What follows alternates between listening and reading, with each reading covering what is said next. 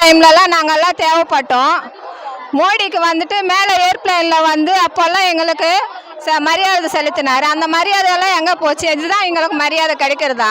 நடுத்தருவில் நிப்பாட்டி இந்த வெயிலில் வந்து நாங்கள் சாப்பாடு இல்லாமல் தண்ணி இல்லாமல் இந்த மாதிரி உக்காந்து சொகுசாக உக்காந்துருக்கிறாரு.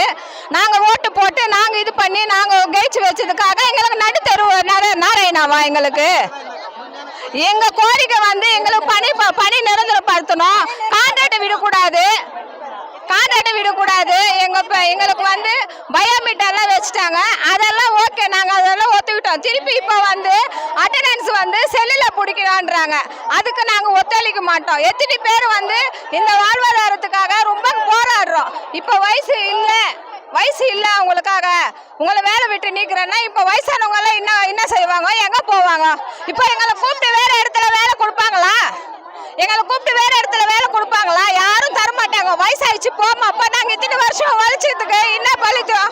எங்களுக்கு என்ன கிடைக்க போகுது? எங்களுக்கு ஒண்ணுமே இல்லையே. அப்போ நாங்க எதுக்கு இத்தனை வருஷம்? அது ஏதோ கொரோனா டைம்லவே சொல்லிருக்கலாம் இல்ல?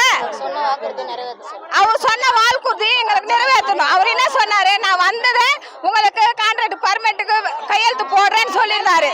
முதல் கையெழுத்தாரு. இத்தனை வரைக்கும் ஆகலையே. இந்நேரம் அவரு இருந்தா கூட பண்ணிருப்பாரு. இவர் என்ன செஞ்சுன்னு இருக்கிறாங்க? இப்ப நாங்க பண்றோம்னு சொல்லிட்டு 40க்கு 40 ஓட்டு வாங்கிட்டு கூட அமைதியா உட்காந்து இருக்கோம். காலையில இருந்து நாங்க வேலை செய்யாம அப்படியே உட்காந்து இருக்கோம். நீங்க இல்லையா கூட பரவாயில்லைன்னு சொல்லி கான்ட்ராக்ட் ஆளு வர வச்சாக்கா என்ன கணக்கு? இப்போ நீங்க வரேன்னு சொன்னா கூட நாங்க பெருக்கிறோம், நாங்க சுத்தப்படுத்துறதா நீங்க வந்து உட்காந்து மீட்டிங் போடுறீங்க. நீங்க வர ரோட்ல ஒரு கல்லு கூட இல்லாம பார்த்துட்டு இருக்கிறீங்க. இப்போ நாங்க செய்யலையா நீங்க வருவீங்களா? நாங்கெல்லாம் வெயில சாவுறோம், நீங்க எல்லாம் ஏசில உட்காந்து இருக்கிறீங்களா?